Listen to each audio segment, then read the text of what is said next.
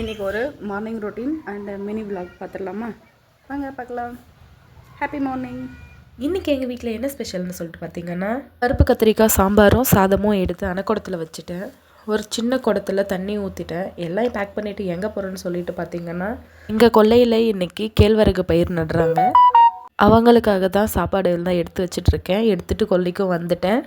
Already ஒரு பாத்தி நட்டுட்டு இருந்தாங்க. அதை நட்டு முடிச்சதும் வாங்க சாப்பிட்லான்னு சொல்லிட்டு கூப்பிட்டோம். என் மாமியாரும் போயிட்டு இலை அறுத்துட்டு வந்துட்டு கழுவி வச்சுட்டாங்க.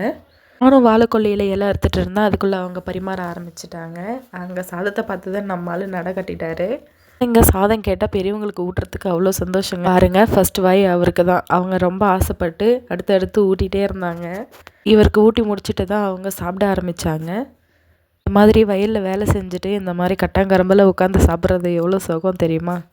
அப்புறம் சாப்பிட்டுட்டு இருக்கும்போது அவருக்கு தண்ணி தாகம் எடுத்துருச்சு. நான் டம்ளர் எடுத்துகிட்டு போக மறந்துட்டேன். அப்புறமா வாட்டர் கேன் மூடியிலே ஊற்றி கொடுத்தேன். அதையும் அவங்க தான் ஊட்டிகிட்டு இருந்தாங்க.